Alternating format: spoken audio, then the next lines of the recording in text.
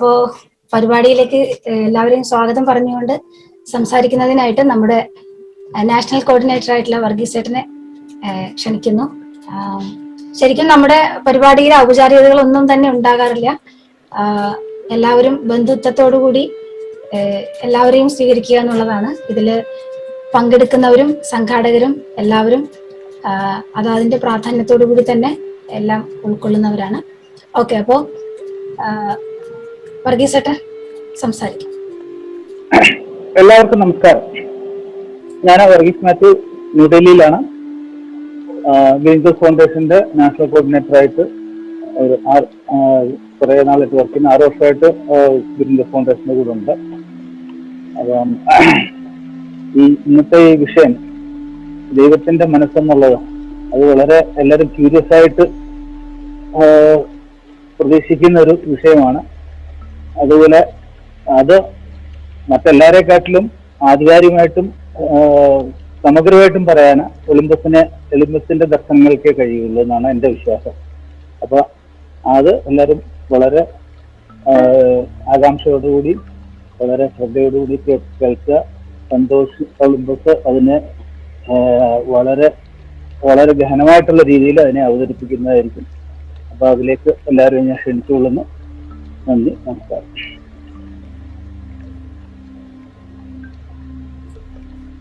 Okay, thank you Varghese ചേട്ടാ. അപ്പോ ഞാൻ എന്നെ പരിചയപ്പെടുത്താം. എൻ്റെ പേര് പൊന്നി ഒളിമ്പ. പാലക്കാട് തത്തമംഗലത്തുള്ള നവഗോത്ര ഗുരുകുലത്തിലാണ് താമസിക്കുന്നത്. ഇപ്പൊ അവിടെ നിന്നാണ് സംസാരിക്കുന്നത്. ഞാൻ 99 മുതൽ ഈ ഒളിമ്പസ് പഠിക്കുകയും അത് എൻ്റെ ജീവിതത്തിൽ സാധ്യമായത്ര പ്രയോഗിക്കുകയും ചെയ്തുകൊണ്ടിരിക്കുകയാണ്. ഞാനിവിടെ വരുന്ന കാലത്ത് എന്നെ ഇവിടെ ആകർഷിച്ച ഒരു കാര്യം എന്താണെന്ന് വെച്ചാൽ, നമ്മൾ മനുഷ്യർക്ക് നമ്മളിപ്പോ നമ്മുടെ ഈ പെരുമാറ്റമോ അല്ലെങ്കിൽ നമ്മുടെ ഇപ്പോഴത്തെ ജീവിതമോ ഒക്കെ കുറെ മുൻധാരണകളുടെ മേലാണെന്നും നമുക്ക് സഹജമായിട്ടുള്ള അല്ലെങ്കിൽ വളരെ നൈസർഗികമായിട്ടുള്ള ഒരു അവസ്ഥയുണ്ടെന്നും അപ്പൊ അതിലേക്ക് എത്താനുള്ള ഒരു പ്രതിവിദ്യാ പദ്ധതി അല്ലെങ്കിൽ ഡി എഡ്യൂക്കേഷൻ മെത്തേഡാണ് ഒളിമ്പസ് എന്നതും ഒക്കെയാണ് ഞാൻ ആദ്യമായിട്ട് ഇവിടെ അറിയുന്നത്. അല്ലെങ്കിൽ എനിക്ക് ഇവിടെ നിൽക്കാൻ എന്നെ പ്രേരിപ്പിക്കുന്നത് ആ ഒരു അറിവാണ്. ആ ഒരു അറിവിലൂടെ തന്നെയാണ് ഞാൻ ഇതിലേക്ക് കയറുന്നതും. അതാണ് ഇത്രയും കാലം എൻ്റെ സഹജമായിട്ടുള്ള അവസ്ഥയിലേക്കുള്ള അതിനെ അറിയാനുള്ള ഒരു യാത്രയിലാണ്. ഇപ്പോഴും അതിന്റെ വഴികളിലൊക്കെ തന്നെയാണ്. ഇത് 1980 കുട്ടികളുടെ ശാസ്ത്ര സംഘടനയായിട്ട് തുടങ്ങുകയും പിന്നീട് അത് ശാസ്ത്രവും ആത്മീയതയും അല്ലെങ്കിൽ തത്വശാസ്ത്രവും ചേർന്ന ഒരു പ്രകൃതി തത്വശാസ്ത്ര ദർശനമായിട്ട്, പ്രകൃതിയെ ശാസ്ത്രീയമായിട്ടും താത്വികമായിട്ടും വിശദീകരിക്കുന്ന ഒരു ദർശനമായിട്ട് വളരുകയും ചെയ്തു. തുടർന്ന് അതിനെ നമുക്ക് ഈ ഒരു അറിവ് സമൂഹത്തിൽ പ്രയോഗിക്കാനായിട്ട് പല രീതികൾ പലരും പിന്തുടരുന്നത് നമ്മൾ കാണുന്നുണ്ട്. നമ്മളിത് പ്രകൃതി അല്ലെങ്കിൽ പരിസ്ഥിതി എന്ന ഒരു വഴിയിലൂടെയാണ് സമൂഹത്തിലേക്ക് പരിചയപ്പെടുത്തുന്നത്. അപ്പൊ സാധാരണ സമൂഹം ഇതിനെ സാധാരണ എല്ലാവരും കാണുന്നത് പോലെയുള്ള ഒരു പരിസ്ഥിതി പ്രവർത്തനമായിട്ട് മാത്രമാണ് കാണുന്നത്. പക്ഷെ നമ്മളിവിടെ പറയുന്ന പ്രകൃതി അല്ലെങ്കിൽ പരിസ്ഥിതി എന്താണെന്ന് അറിയണമെങ്കിൽ നമ്മുടെ ഏതെങ്കിലും ഒരു പരിപാടിയിലൂടെയെങ്കിലും കടന്നു വന്നെങ്കിൽ മാത്രമേ സാധിക്കുകയുള്ളൂ. കാരണം നമ്മൾ പറയുന്നത് ബാഹ്യമായിട്ട് നമുക്ക് സെൻസ് ചെയ്യാൻ കഴിയുന്ന, നമ്മുടെ ഇന്ദ്രിയങ്ങൾ കൊണ്ട് സെൻസ് ചെയ്യാൻ കഴിയുന്ന ഒരു പരിസ്ഥിതിയെ മാത്രമല്ല, നമുക്ക് ആന്തരികമായിട്ടൊരു പരിസ്ഥിതിയുണ്ട്. അതിനെയാണ് നമ്മൾ ആദ്യം അറിയേണ്ടത്. അതിനെ ഒഴിവാക്കിക്കൊണ്ട് ബാഹ്യ പരിസ്ഥിതിയെ മാത്രമുള്ള ഒരു അറിവ് ശേഖരിക്കുന്നതിലൂടെ ജീവിതത്തില് അല്ലെങ്കിൽ നമ്മുടെ ചുറ്റുപാടുമായിട്ടുള്ള ചേർന്നുള്ള ജീവിതത്തിൽ യാതൊരു മുന്നേറ്റവും ഉണ്ടാക്കുകയില്ല എന്ന് തന്നെയാണ് നമ്മൾ പറയുന്നത്. അപ്പൊ അത്തരത്തിൽ നാം ജീവിക്കുന്ന പശ്ചാത്തലത്തോട് ചേർന്ന് ഉള്ള ഒരു ജീവിതമാണ് ഒളിമ്പസ് പരിചയപ്പെടുത്തുന്നത്. അപ്പോൾ ഒളിമ്പസ് എന്ന് പറയുന്ന തത്വശാസ്ത്രം എന്താണെന്നും അത് പരിചയപ്പെടുത്തുന്ന ജീവിത രീതി എന്താണെന്നും ഒക്കെ നമുക്ക് പതിയെ പരിചയപ്പെടാം. അപ്പൊ അതിന് മുന്നോടിയായിട്ട് നമുക്ക് ഇന്നത്തെ വിഷയമായിട്ടുള്ള ദൈവത്തെ അറിയാം എന്നതിലേക്ക് പതുക്കെ കടക്കാം. ദൈവം എന്ന് പറയുന്നത് എക്കാലത്തെയും മനുഷ്യനെ ഒരുപാട് ചിന്തിപ്പിച്ചിട്ടുള്ള ഒരുപാട് കൺഫ്യൂഷൻ ഉണ്ടാക്കിയിട്ടുള്ള ഒരു വാക്കും ഒരു സംവിധാനവുമാണ്. അതിനെ ഓരോരുത്തരും ഓരോ രീതിയിലാണ് അറിയുന്നത്, അല്ലെ? പണ്ട് മുതൽ തന്നെ മനുഷ്യൻ മുന്നിൽ കാണുന്നതിന് ഒരു അതിശയോക്തി നൽകി, അതല്ലെങ്കിൽ തന്നെ ഭയപ്പെടുത്തുന്ന തന്റെ അറിവിനും അപ്പുറമുള്ള ഏതൊന്നിനെയും എല്ലാം കൂടെ ചേർത്ത്, അവന്റെ ആ അറിവിലുള്ള എല്ലാത്തിനെയും കൂടെ ചേർത്ത് അവൻ നൽകിയ ഒരു പേരായിട്ടാണ് പലരും മനസ്സിലാക്കുന്നത്. അതുകൊണ്ട് തന്നെ അത് പലയിടത്തും നിഷേധിക്കപ്പെടുന്നു തെളിവിന്റെ അഭാവത്തിൽ. അങ്ങനെ ഒരുപാട് രസകരമായിട്ടുള്ള കഥകളും കഥയില്ലായ്മയും ഒക്കെ ചേർന്ന ഒരു കാര്യമാണ് ഈ ദൈവത്തിൽ അടങ്ങിയിരിക്കുന്നത്. ചിലരതിനെ അറിയുന്നു, ചിലരതിനെ സങ്കല്പിക്കുന്നു, വിശ്വസിക്കുന്നു. അങ്ങനെ പല രീതിയിൽ അതിനോടൊപ്പം ജീവിച്ചു പോകുന്നു. നിഷേധിക്കുന്നവനും സ്വീകരിക്കുന്നവനും ഒക്കെയും അതിൽ തന്നെയാണ് ജീവിക്കുന്നത് എന്നറിയാതെ തന്നെ മുന്നോട്ട് പോകുന്നുണ്ട്. അപ്പൊ എന്തുകൊണ്ടും നമ്മുടെ ഇന്നത്തെ ഈ പ്രതിസന്ധി ഒരുപാട് അഭിമുഖീകരിച്ചുകൊണ്ടിരിക്കുന്ന ഈ കാലത്ത് ഈ ദൈവത്തെ അറിയാം എന്ന ഒരു ഹെഡിങ്ങിന് എത്രത്തോളം പ്രസക്തി ഉണ്ട് എന്നുള്ളത് ശരിക്കും നമ്മുടെ ഈ ഒരു പാർട്ടിസിപ്പൻസിന്റെ എണ്ണം കൊണ്ട് വിലയിരുത്താമെന്ന് തോന്നുന്നു. നമുക്കിപ്പോ പ്രകൃതിയില് എല്ലാത്തിനും അതിൻ്റെതായ ഒരു ധർമ്മം ഉണ്ടെന്ന് നമുക്ക് എല്ലാവർക്കും അറിയാം, അല്ലെ? എന്തോ ഒരു ഉദ്ദേശം എല്ലാത്തിനും ഉണ്ടെന്ന്. അപ്പോ ഇന്നത്തെ ഈ ഒരു പരിപാടിയിൽ പങ്കെടുക്കാൻ തെരഞ്ഞെടുക്കപ്പെട്ട ഇത്രയും പേരെ ഈ ഒരു പരിപാടിയിലേക്ക് സ്വാഗതം ചെയ്യുകയാണ്. അതുപോലെ എല്ലാവർക്കും നമുക്ക് ഇന്ന് എന്ത് അറിവാണോ നൽകാൻ പ്രകൃതി ഉദ്ദേശിച്ചിരിക്കുന്നത് അതിലൂടെ നമുക്ക് എല്ലാവർക്കും വളരെ സുഗമമായിട്ട് കടന്നു പോകാൻ സാധിക്കട്ടെ എന്ന് ആശംസിക്കുന്നു. വാക്കുകൾ, ഭാഷ, ഇതെല്ലാം നമുക്ക് ലഭിച്ച അറിവിനെ വിശദീകരിക്കാൻ മാത്രമാണ്. അത് ശരിയായിട്ട് കേൾക്കുന്നവൻ അല്ലെങ്കിൽ സ്വീകരിക്കുന്നവന് ഉൾക്കൊള്ളാൻ കഴിയുക എന്നത് വളരെ വലിയൊരു അനുഗ്രഹമാണ്. അപ്പോ തേടുന്നവനും സ്വീകരിക്കാൻ പ്രാപ്തമായവനും അല്ലെങ്കിൽ നൽകാൻ പ്രാപ്തമായവരും ഇതെല്ലാം ഒരുമിച്ച് ചേരുന്ന ഒരു സംഗമമാണ് എപ്പോഴും നമ്മുടെ പരിപാടിയിലൊക്കെ കാണപ്പെടുന്നത്. അപ്പം തീർച്ചയായിട്ടും ഇന്നത്തെ വളരെ വലിയ ഒരു വിഷയം അത് കേൾക്കാനായിട്ട് സ്വീകരിക്കാനായിട്ട് എത്തിയവരെ വളരെ വലിയ സന്തോഷത്തോടെ ഹൃദയപൂർവ്വം സ്വീകരിക്കുകയാണ്. അപ്പൊ എല്ലാവർക്കും വേണ്ടത് ലഭിക്കട്ടെ എന്ന് പ്രാർത്ഥിക്കുന്നു. നന്ദി. അപ്പൊ ഇന്നത്തെ വിഷയാവതരണത്തിലേക്ക് ഏട്ടനെ നമുക്ക് ക്ഷണിക്കാം. അപ്പോ 3 ദിവസങ്ങളിലായിട്ടാണ് വിഷയാവതരണം നമുക്കറിയാം. അപ്പൊ ഇന്ന് ദൈവത്തെ അറിയാം എന്നുള്ളതാണ് 2ാമത്തെ ദിവസം. അതായത് നാളെ ദൈവത്തിന്റെ മനസ്സ്, 3ാമത്തെ ദിവസം ദൈവവും നിങ്ങളും.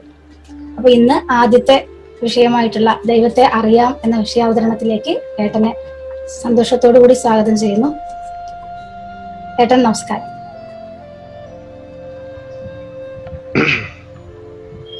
ഏവർക്കും നമസ്കാരം.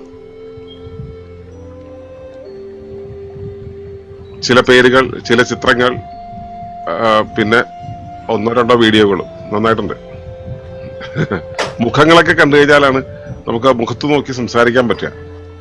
മുഖം മറച്ചിരുന്നു കഴിഞ്ഞാൽ നമുക്ക് എങ്ങനെയാണ് കാര്യങ്ങൾ മുഖത്ത് നോക്കി പറയാൻ കഴിയുക? ദൈവമേ എല്ലാം ഭംഗിയാകണേ എന്ന് പ്രാർത്ഥിച്ചുകൊണ്ട് തുടങ്ങാം. ദൈവത്തെ കുറിച്ചാണല്ലോ പറയുന്നത്. അപ്പോ എന്തായാലും സ്ഥലത്തെ പ്രധാന ദിവ്യന്മാരെല്ലാം ഉള്ളത് കൊണ്ട് കാര്യത്തെ അത്ര ലഘൂകരിച്ച് പറയാൻ കഴിയില്ല എന്ന് തോന്നുന്നു.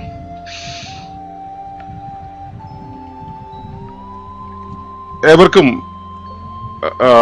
ഈ ദൈവം എന്ന പദം നല്ല പരിചയമായിരിക്കും. അപ്പോ മോളെന്ന് എന്നോട് ഒരു ചോദ്യം ചോദിച്ചു, ഈ പ്രകൃതി എന്നുള്ളതിന് അത് എന്ത് വാക്കാന്ന് ചോദിച്ചു. അത് സംസ്കൃത വാക്കാന്ന് പറഞ്ഞു. പ്രകൃതിക്ക് മലയാളത്തിൽ എന്ത് പറയും ചോദിച്ചു. ഞാനും ആലോചിച്ചു മലയാളത്തിൽ എന്താ പറയുക. അപ്പൊ ഞാൻ സ്ഥിരം പറയാറുള്ള ഒരു കാര്യമുണ്ട്. ഷാമനിക് ഭാഷകളുണ്ടല്ലോ, ഷാമൻ സമ്പ്രദായത്തിലൂടെ കാര്യങ്ങൾ ചെയ്തു പോകുന്ന ആളുകളുടെ പഴയ പ്രാചീന ഗോത്രവർഗക്കാരുടെ ഭാഷയിലൊക്കെ ഈ 2 പദങ്ങൾ, പ്രകൃതി എന്ന ദൈവം എന്നുള്ള വാക്കുകളൊന്നും അതിനകത്തില്ല. പിന്നീടാണ് ആ സാധനം കൂട്ടിച്ചേർത്തത്. മലയാളം ദ്രമിളമായിരുന്ന ഒരു കാലത്ത് ഒന്നും ആ സംഭവം ഉണ്ടായിരുന്നില്ല. മലയാളത്തിലൊന്നും ഈ പ്രകൃതിയൊന്നും ഇല്ല. പിന്നെ ഭഗവാൻ, ഈശ്വരൻ, ദൈവം എന്നൊക്കെ പറയുന്നുണ്ടെന്ന് തോന്നുന്നു. പ്രകൃതി എന്നുള്ളൊരു വാക്ക് അതിനകത്ത് വന്നിട്ടില്ല. അതൊക്കെ ആരോ കോൺട്രിബ്യൂട്ട് ചെയ്തതാണ്. അപ്പൊ ശരിക്കും പറഞ്ഞാല് ഈ അടിസ്ഥാനപരമായ കാര്യങ്ങൾ, അടിസ്ഥാനം എന്ന് പറഞ്ഞാൽ നമുക്ക് അങ്ങനെ ഒന്നിനെ വേർതിരിച്ച് കാണേണ്ടതില്ലാത്ത വാക്കുകൾ ഉണ്ടല്ലോ, അതൊന്നും ശരിക്കും ഭാഷയിലില്ല. ഭാഷയിലേക്ക് പിന്നീട് നമ്മൾ അതിൽ നിന്ന് വേറിട്ട് നിൽക്കാൻ തുടങ്ങിയ ശേഷം ഉണ്ടായതാണ്. അപ്പൊ അതിനെക്കുറിച്ചൊക്കെ നമ്മളിവിടെ പറയുമ്പോൾ പലതരം എന്താ പറയുക തർക്കങ്ങളാണ് ഉണ്ടാവുക. ഓരോരുത്തർക്കും ഓരോ തരം കാര്യങ്ങളാണ്. ദൈവം എന്ന് പറഞ്ഞാൽ ഉരുണ്ടിരിക്കുമെന്നും പരന്നിരിക്കുമെന്നും തല നീണ്ടതാണെന്നും പിന്നെ അങ്ങനെ ഒരു സാധനം ഇല്ലെന്നും അങ്ങനെ പേരും രൂപവും ഒന്നും ഇല്ലാത്ത ഒരാളുണ്ടെന്നും ഒക്കെ പറഞ്ഞിട്ട് പല രൂപത്തിലാണ് നമ്മൾ ഇതിനെ പറയുന്നത്. അപ്പൊ യഥാർത്ഥത്തിൽ ഈ സംഭവത്തെ കുറിച്ച് നമുക്ക് വലിയ വെളിവൊന്നുമില്ല. അപ്പൊ എല്ലാവർക്കും കൺഫ്യൂഷനാണ് ഈ സംഭവം എന്താന്ന് വെച്ച് കഴിഞ്ഞാൽ. അതിനെ തൊട്ടറിഞ്ഞിട്ടുള്ള ആളുകൾ, ഇപ്പൊ ഈ ഷോക്ക് അടിച്ചിട്ടുള്ള ആളുകൾക്കല്ലേ കറണ്ടിന്റെ മഹാത്മ്യം അറിയുള്ളൂ. എത്ര പേർക്ക് ഷോക്ക് അടിച്ചിട്ടുണ്ടെന്ന് ചോദിച്ചു കഴിഞ്ഞാൽ വളരെ ചുരുക്കം ആളുകൾക്ക് ഉണ്ടാവുള്ളൂ. നമ്മൾ അതിന്റെ അതേസമയം നമ്മൾ ഇലക്ട്രിസിറ്റി ഉപയോഗിക്കുന്ന ഒരുപാട് ഉപകരണങ്ങൾ നമ്മൾ ഉപയോഗിക്കുന്നുണ്ടാവും. ഇലക്ട്രിസിറ്റി ഉപയോഗിക്കുന്ന ഉപകരണങ്ങൾ ഒരുപാട് ഉപയോഗിക്കുമ്പോൾ നമുക്കറിയാം ആ ഇലക്ട്രിസിറ്റി എന്നുള്ള സംഭവം അവിടെ ഉണ്ട് എന്നുള്ളത്. ഇതാണെങ്കിൽ ഇതിന്റെ മേഖലയിൽ പല തർക്കങ്ങൾ നടക്കുന്നുണ്ട്. നമുക്കപ്പോ ഇതിനെ ഒന്ന് സംശീകരിച്ചുകൊണ്ട് നമ്മൾ ഒരു വിഷയത്തിലേക്ക് എത്തിക്കുക എന്നുള്ളതാണ് ഞാൻ ഉദ്ദേശിക്കുന്നത്. എന്തുകൊണ്ട് ഒളിമ്പസ് ഇത് പറയുന്നതോട് പറയാം, നമ്മുടെ വിഷയം അന്നും ഇന്നും എന്നും സുസ്ഥിരതയാണ്.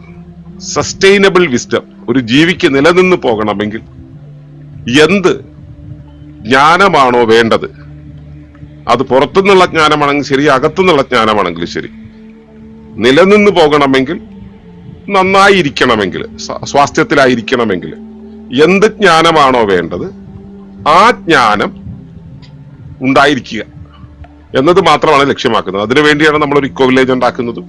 ആ ഇക്കോ വില്ലേജിന്റെ ഒരു പശ്ചാത്തലത്തിൽ നമ്മൾ ഇതുപോലെയുള്ള ഒരുപാട് വിഷയങ്ങളെ സമസ്ത ജീവിതത്തിന്റെ സമസ്ത മേഖല എന്നുള്ള വിഷയങ്ങൾ എങ്ങനെ വലിച്ചിട്ട് നമ്മൾ അതിനെ കൈകാര്യം ചെയ്യുകയൊക്കെ ചെയ്യുന്നത്. അപ്പൊ നമുക്ക് ഒരു സ്ട്രക്ചറിൽ കൂടെ പോകുമ്പോഴാണ് കൂടുതൽ കാര്യങ്ങളിലേക്ക് കടക്കാൻ പറ്റുക. അല്ലെങ്കിൽ ഇങ്ങനെ പറഞ്ഞു നീണ്ടങ്ങ് പോകും. അതുകൊണ്ട് ഞാൻ ആ സ്ട്രക്ചറിലേക്ക് കടക്കുകയാണ്. എല്ലാവരും കാര്യങ്ങളെ ഒന്ന് എഴുതിയെടുക്കുകയൊക്കെ ചെയ്യുക, വേണ്ടതൊക്കെ ഒന്ന് കാണുകയും നോട്ട് ചെയ്യുകയൊക്കെ ചെയ്യുക. അവസാനം ചോദ്യങ്ങൾ ചോദിക്കുക. ഒരു റിക്വസ്റ്റ് ഉള്ള എന്താ വെച്ചാൽ പങ്കെടുക്കുന്ന മുഴുവൻ ആളുകളും നിങ്ങളുടെ അഭിപ്രായം പറഞ്ഞിട്ട് വേണം പോകാൻ. ഓക്കെ, ഞാൻ പ്രസന്റേഷനിലേക്ക് കടക്കുന്നു. സ്വാഗതം. സ്ക്രീൻ കാണുന്നുണ്ടോ എന്നൊന്ന് ടൈപ്പ് ചെയ്തിട്ടേക്ക് കേട്ടോ ചാറ്റ് ബോക്സിൽ.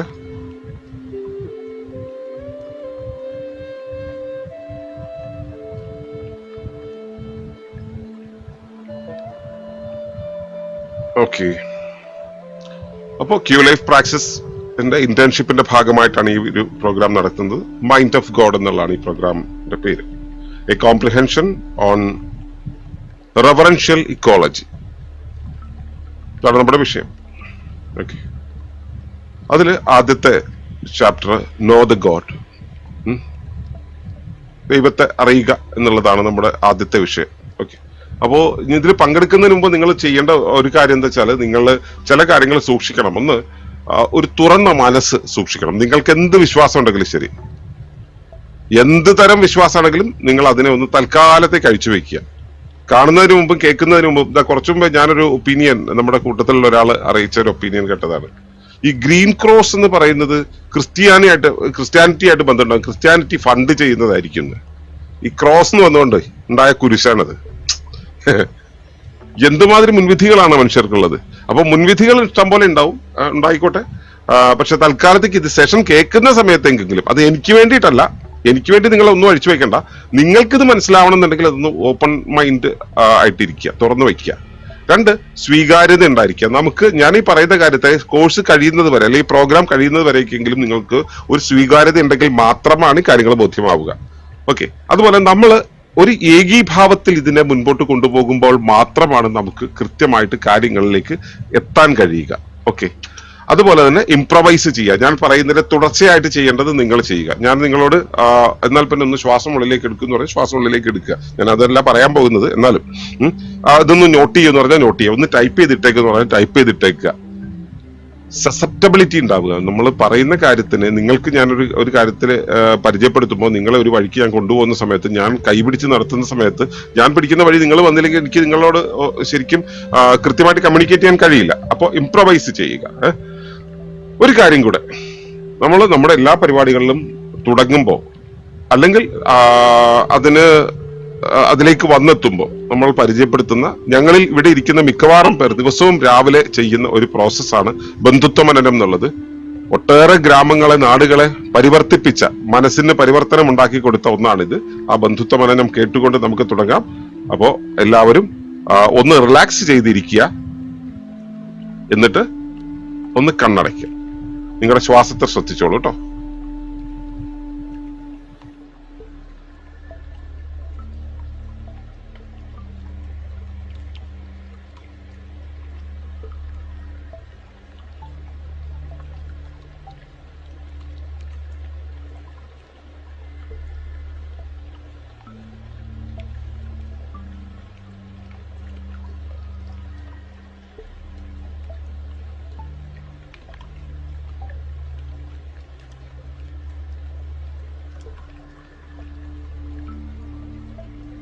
തിരികെ വരാം.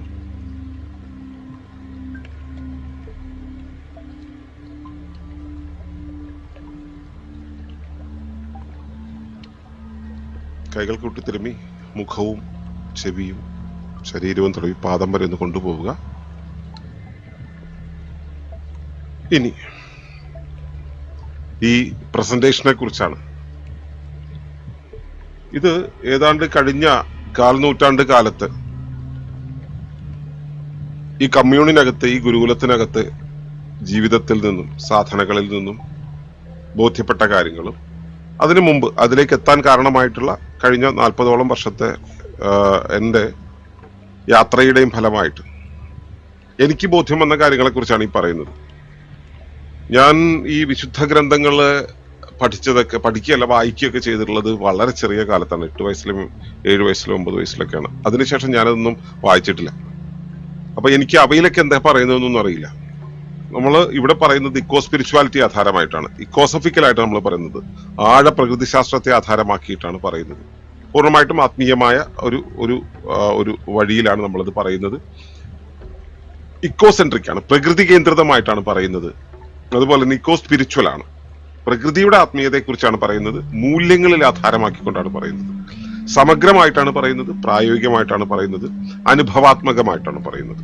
അപ്പൊ ഈ പറയുന്ന കാര്യങ്ങളെ നമ്മൾ ഇനി ആദ്യത്തെ കുറച്ചു ഭാഗം ഇതിന്റെ ഇതെന്താ ഏതാന്നുള്ളതൊക്കെയാണ് നമ്മൾ അന്വേഷിച്ചു പോകുന്നത്. അപ്പോ ഞാൻ ഈ പറയുന്നതിന്റെ പശ്ചാത്തലത്തെ കുറിച്ചാണ് പറയുന്നത്. ഓക്കെ, അപ്പോ ഈ പദം ദൈവം എന്ന പദം എന്താണ്, ദൈവം എന്നുള്ളത് കൊണ്ട് നിങ്ങൾ ഉദ്ദേശിക്കുന്നത് എന്ന് ഇവിടെ ഒന്ന് ടൈപ്പ് ചെയ്തിടാമോ? ഒന്ന് ചാറ്റ് ബോക്സിൽ ഒന്ന് ടൈപ്പ് ചെയ്തിടാമോ? ഒറ്റ വാക്ക് കേട്ടോ, ഒറ്റ വാക്ക്, ഒരു ലോങ് സ്റ്റോറി വേണ്ട. ഒറ്റ വാക്കിൽ നിങ്ങൾ ദൈവത്തെ എന്താണ് വിശേഷിപ്പിക്കുക? ഇനി ഒറ്റ വാക്കിന് പകരം 2 വാക്ക് പറയണമെന്ന് തോന്നിയാൽ 2 വാക്ക് പറഞ്ഞോളൂ. എന്താണ് നിങ്ങൾക്ക് പറയാനുള്ളത്?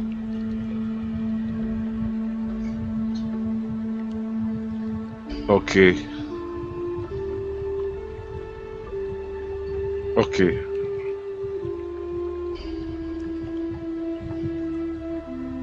ഒരു 2-3 വന്നാലാണ് എനിക്ക് അപ്പുറത്തേക്ക് ബാക്കി പറയാൻ കഴിയുന്നത്.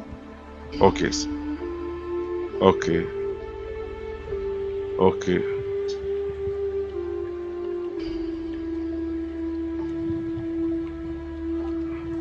ഓക്കെ എന്തെല്ലാം സാധ്യതകളാണ് നോക്കൂ. സാധ്യതകൾ ഒരുപാടാണ്, ഒരുപാട്. ഓക്കെ, അപ്പൊ ഞാൻ മുമ്പേ പറഞ്ഞ സസെപ്റ്റിബിലിറ്റി എന്നുള്ള സംഭവം ഉണ്ടല്ലോ,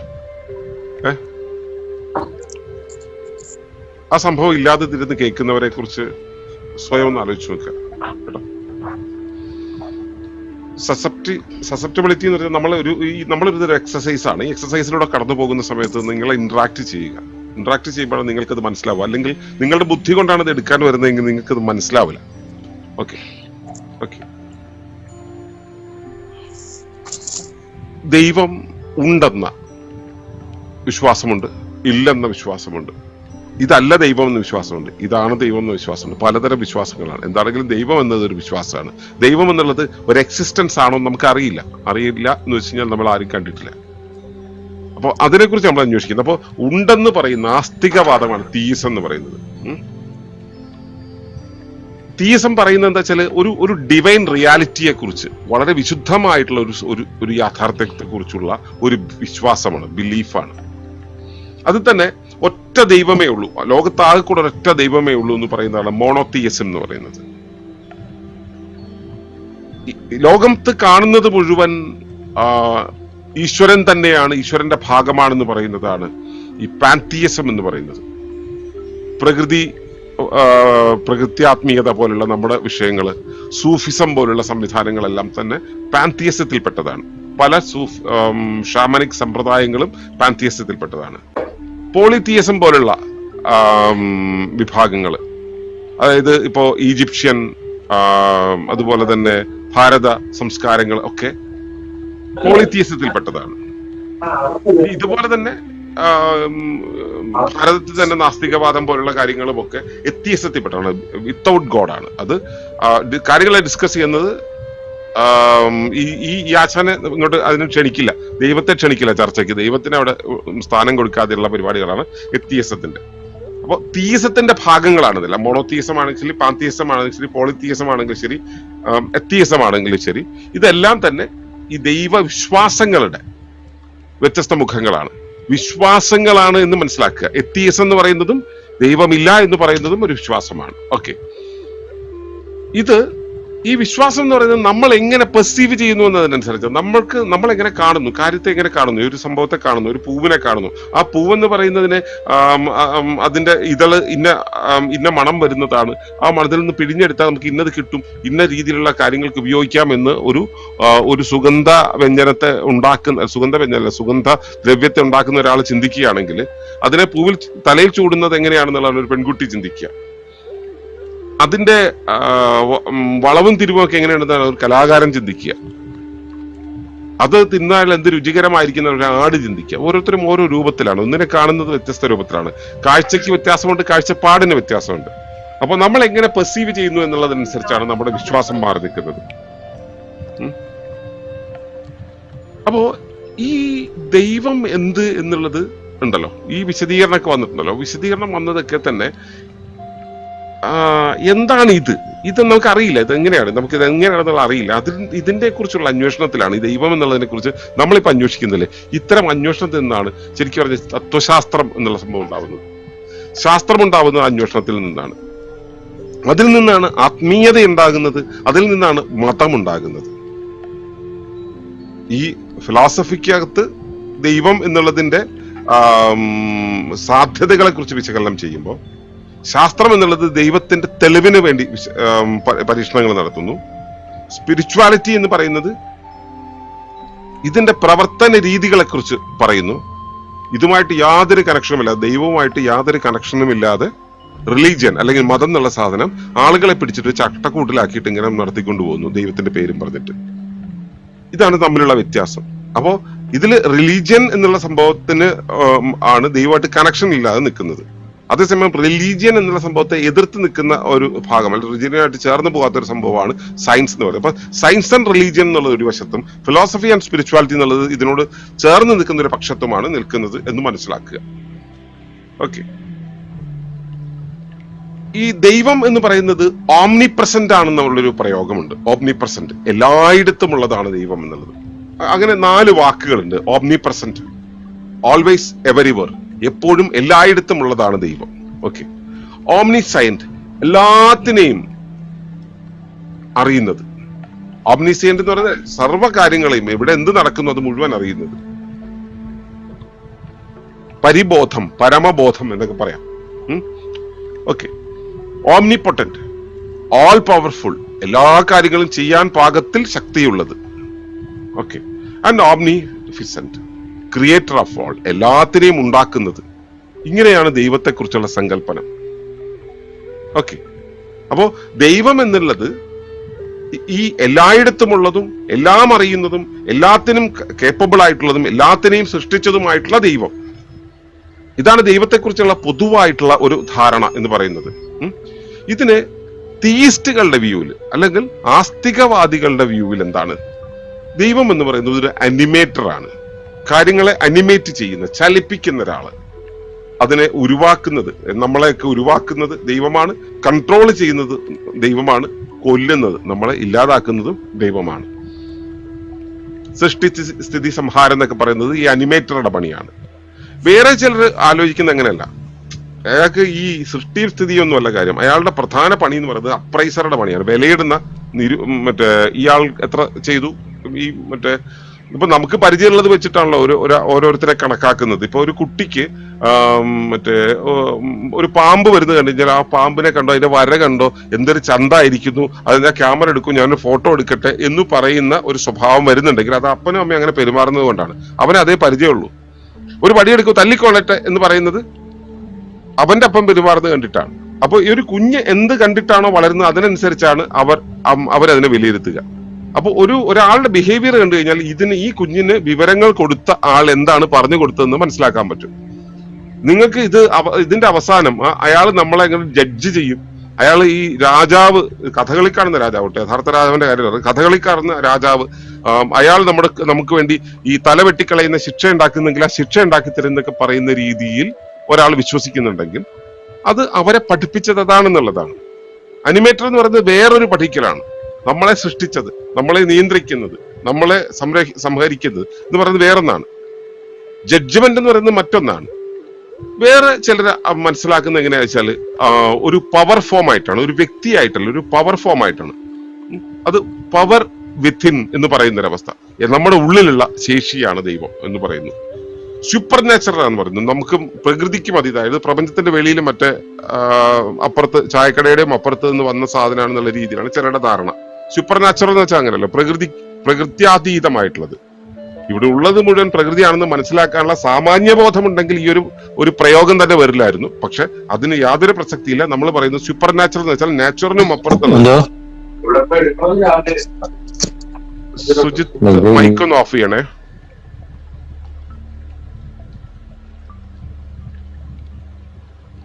ഓക്കെ, അപ്പോ ഈ പവർ ഫോം എന്ന് പറയുന്നത്. പിന്നെ വേറൊന്നാണ് ഇപ്പൊ എന്തെങ്കിലും ഒരു സംഭവം ഉണ്ടാകുന്നുണ്ടെങ്കിൽ അതിൽ നിന്ന് പ്രത്യക്ഷമാകുന്നത്, ഉയർന്നു വരുന്നത്, എമർജ് ചെയ്യുന്നത്. അപ്പൊ അങ്ങനെ എന്താണെങ്കിലും ഉണ്ടായി വരുന്നതാണ്. അകത്തു നിന്നും ഉണ്ടായി വരുന്നത്, പുറത്തു നിന്നും സംഭവിക്കുന്നത്, പ്രകൃതിക്ക് അതീതമായി സംഭവിക്കുന്നത്, പ്രത്യക്ഷമാകുന്നത്. ഈ രൂപത്തിലാണ് തീയിസ്റ്റ് വ്യൂ വരുന്നത്. ആസ്തികവാദം ഉണ്ടാകുന്നത്, ആസ്തിക വീക്ഷണം ഉണ്ടാകുന്നത് അത്തരത്തിലാണ്. ഇനിയൊന്നാണ് അനിമിസം എന്ന് പറയുന്നത്.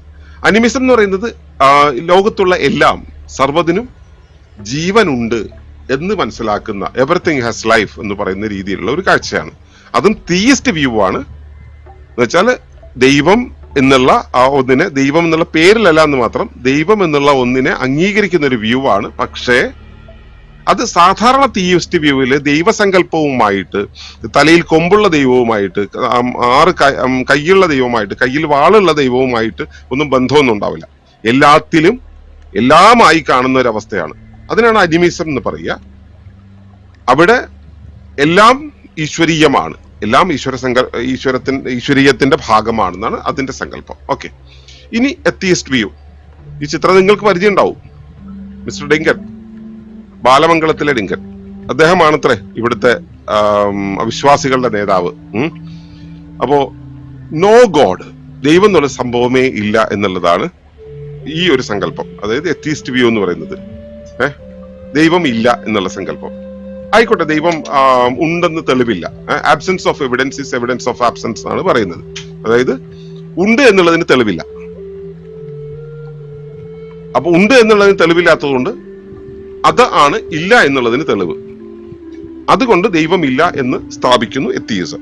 ഓക്കെ, അപ്പൊ അത് നമുക്ക് അംഗീകരിക്കാവുന്ന ഒരു കാര്യമാണല്ലോ അല്ലെ. Absence of evidence is evidence of absence പറയുന്നത്. ഒരു സാധനം ഇല്ല, നമ്മുടെ വീട്ടിൽ ഒരു സാധനം ഇല്ല എന്ന്, ഒരു സംഭവം ഉണ്ട് എന്നുള്ളതിന്റെ യാതൊരു തെളിവും കാണുന്നില്ല. അതിനർത്ഥം ആ സാധനം വീട്ടിലില്ല എന്നോ, അങ്ങനെ ഒരു സാധനമേ ഇല്ല എന്നാണോ? ആണോ?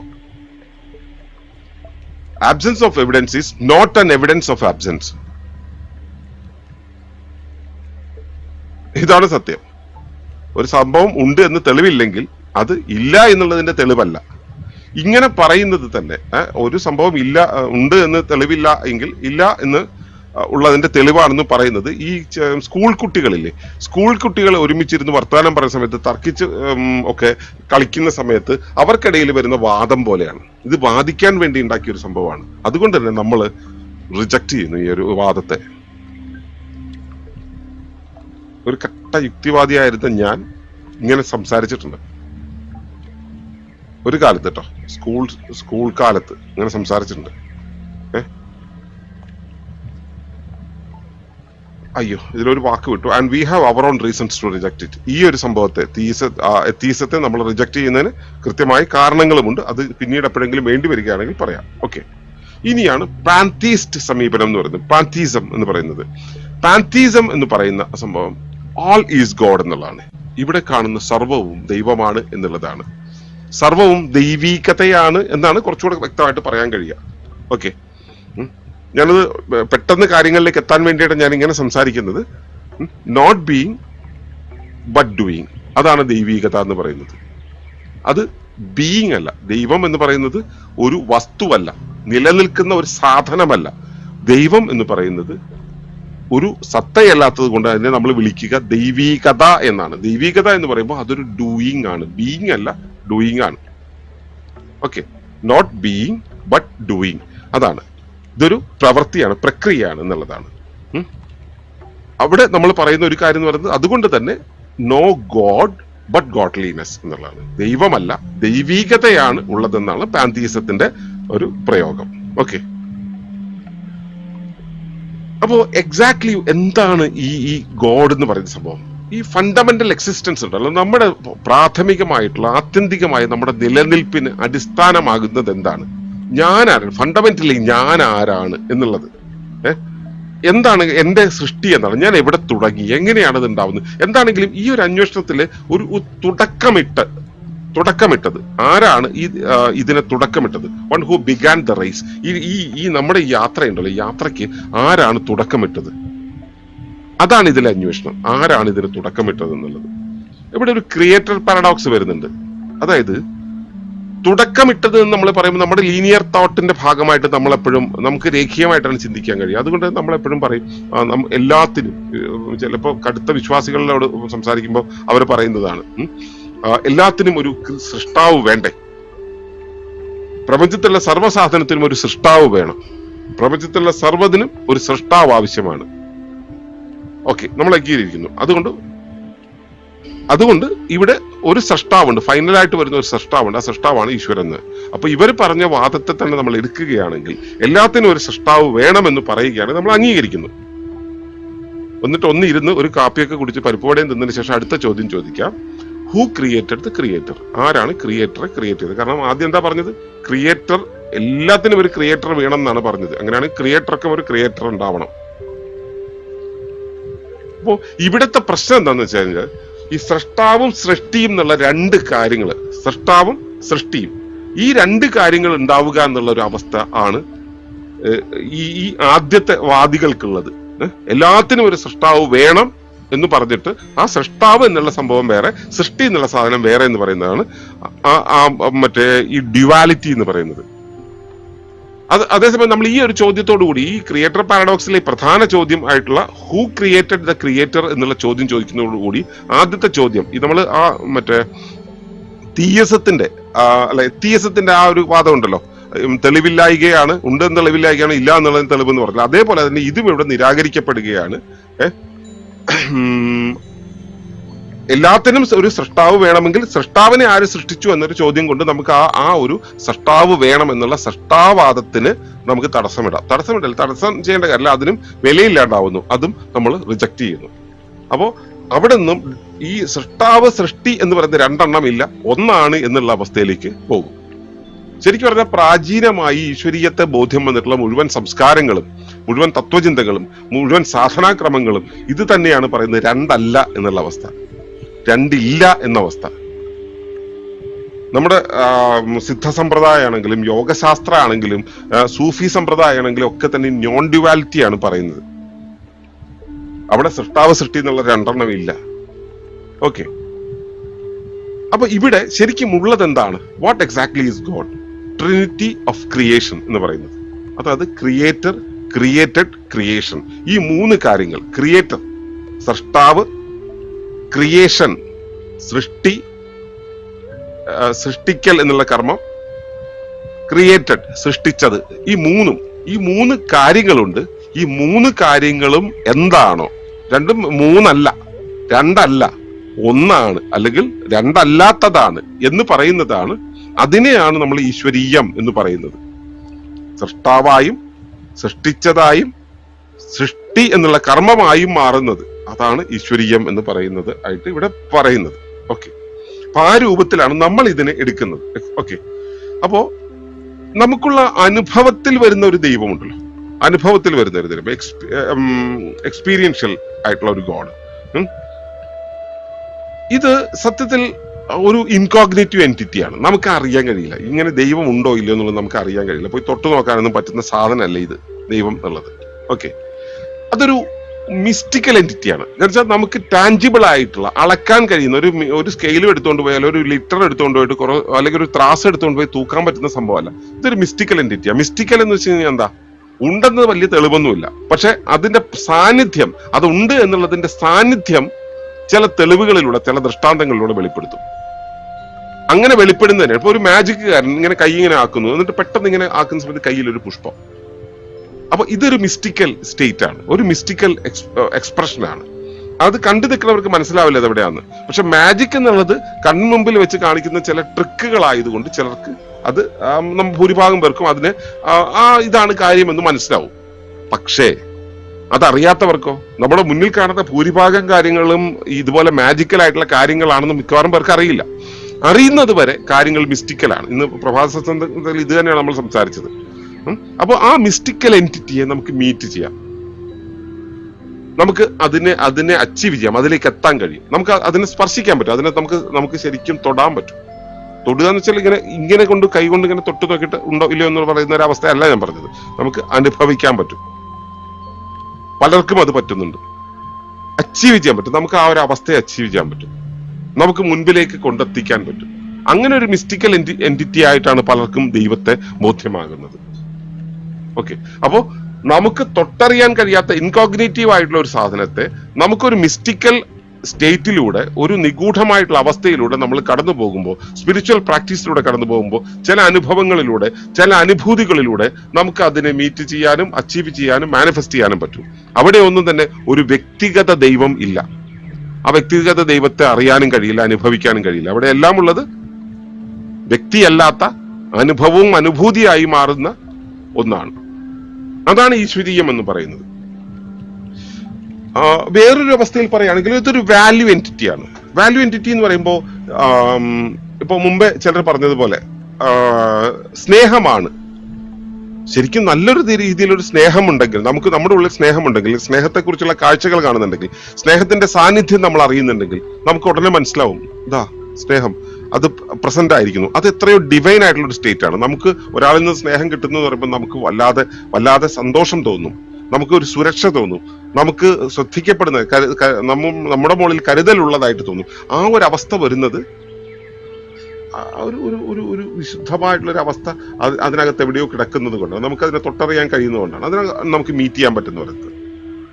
ബ്യൂട്ടി എന്ന് പറയുന്നത്, നമുക്ക് വളരെ ചന്തത്തിൽ ഉണ്ടാക്കിയിട്ടുള്ള ഒരു സാധനത്തെ കണ്ടു കഴിഞ്ഞാൽ നമ്മുടെ ഉള്ളിൽ എന്തോ ഒരു നിറവ് വരും. നല്ലൊരു പാട്ട് കേട്ടാൽ, നല്ലൊരു കവിത കേട്ട് കഴിഞ്ഞാൽ നമ്മുടെ ഉള്ളിൽ നിറവ് വരും.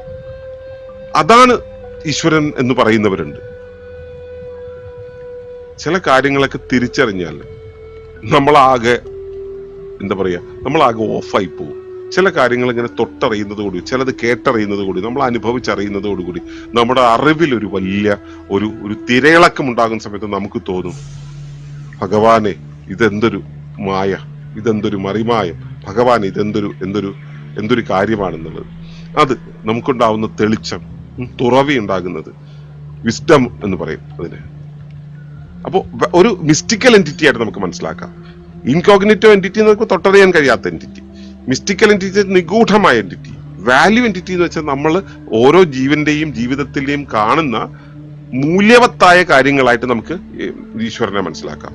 അടുത്തത് നാച്ചുറൽ ലോ ആയിട്ട് മനസ്സിലാക്കാം. ഇത് മുഹമ്മദ് എന്തോ ഒരു പേരുള്ള ഒരു ട്രെയിനർ യാദൃശ്യമായിട്ട് പുള്ളിയുടെ ഒരു വീഡിയോ എനിക്ക് അയച്ചു തന്നു. അപ്പൊ ഞാൻ അത് കണ്ടതിന് ശേഷം ഇടയ്ക്കിടയ്ക്ക് യൂട്യൂബ് ഈ സാധനം സജസ്റ്റ് ചെയ്യും. അങ്ങനെ സജസ്റ്റ് ചെയ്തുകൊണ്ടിരിക്കുമ്പോൾ ഒരു തവണ വന്ന ഒരു വീഡിയോ, ഞാൻ അതിങ്ങനെ എപ്പോഴും കാണാറൊന്നുമില്ല, ഒരു തവണ ഇങ്ങനെ ഒരു വീഡിയോ കണ്ടു. അപ്പൊ അതിന്റെ ടൈറ്റിൽ അത് എനിക്കൊരു താല്പര്യം തോന്നി, ഞാനത് ക്ലിക്ക് ചെയ്ത് നോക്കി. അപ്പൊ അതിൽ അദ്ദേഹം പറയുന്ന ഒരു വാചകം, അദ്ദേഹം ഇസ്ലാമിക് രീതിയിലാണ് കാര്യങ്ങളെല്ലാം അവതരിപ്പിക്കാറ്. അദ്ദേഹം ആ സമയത്ത് കുറെ നെറ്റിയിൽ പൊട്ടൊക്കെയുള്ള കുറച്ച് ആളുകൾക്കാണ് ക്ലാസ് എടുത്തിരുന്നത്. അവിടെ അദ്ദേഹം പറഞ്ഞ് അവതരിപ്പിച്ച ഒരു കാര്യം ഇതാണ്, ഈ ദൈവം എന്നൊക്കെ പറയുന്നില്ലേ, പ്രകൃതി നിയമങ്ങളാണ് സാധനം.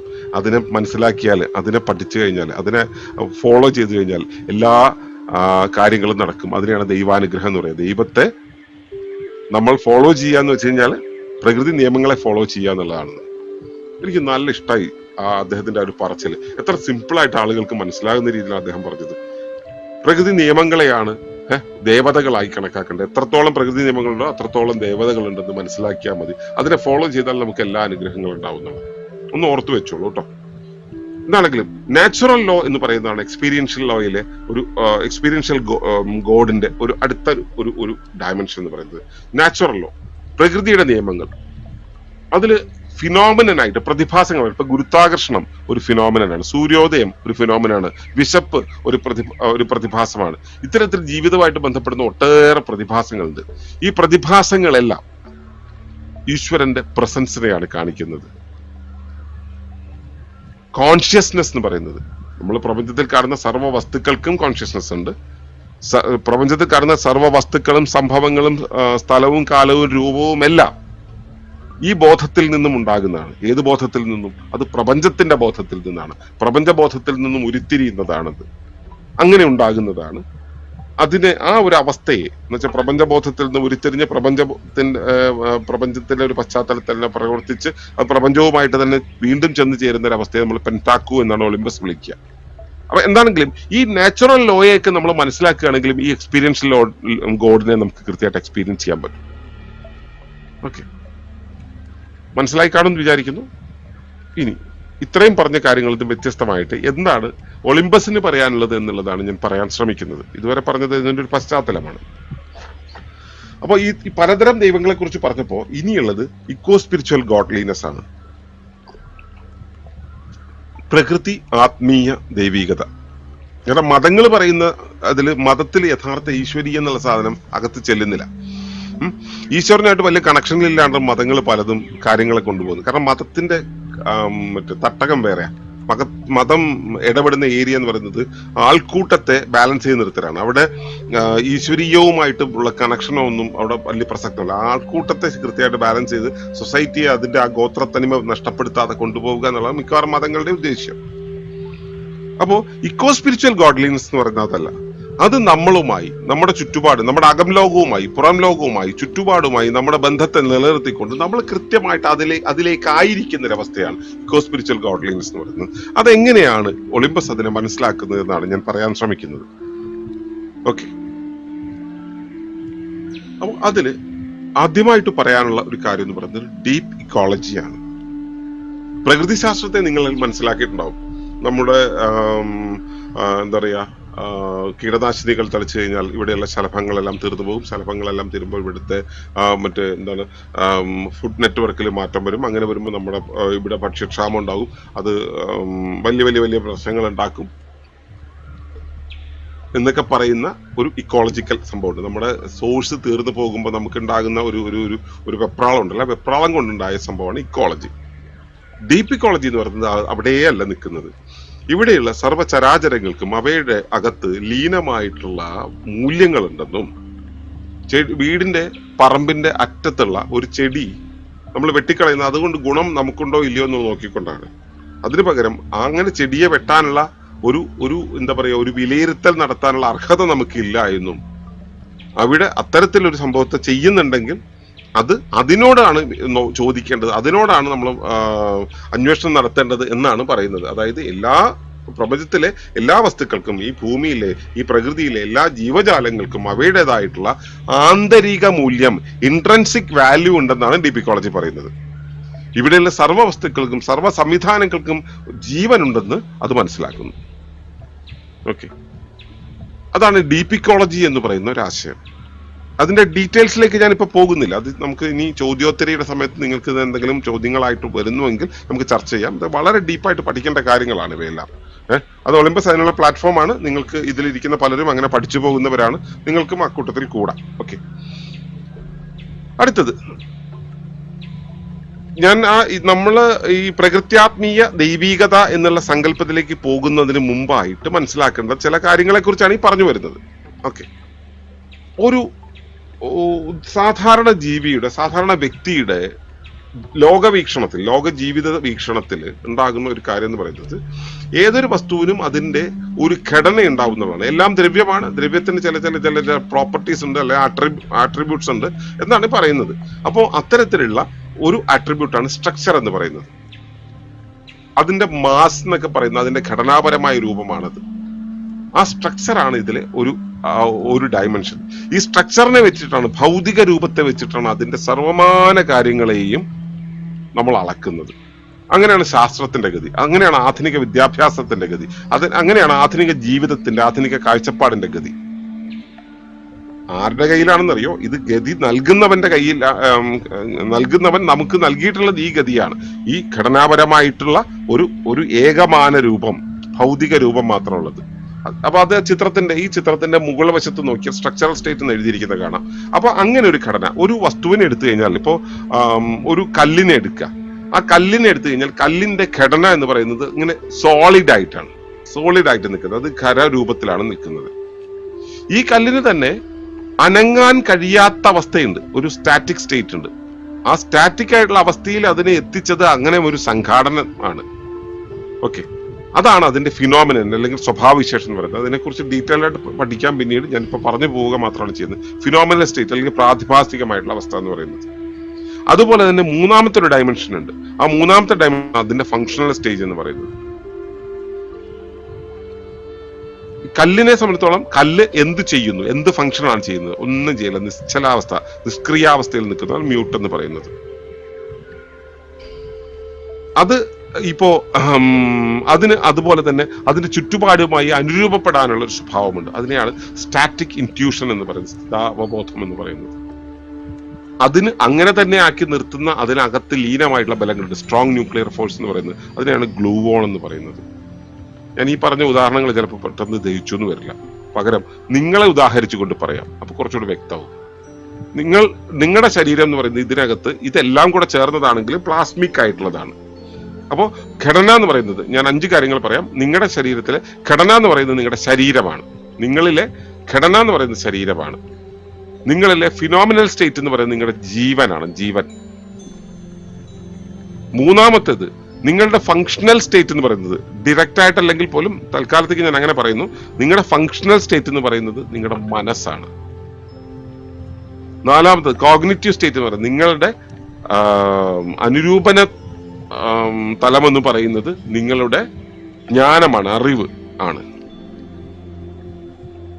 അഞ്ചാമത്തത് നിങ്ങളുടെ ശക്തി എന്ന് പറയുന്നത് നിങ്ങളുടെ ജീവചൈതന്യമാണ്.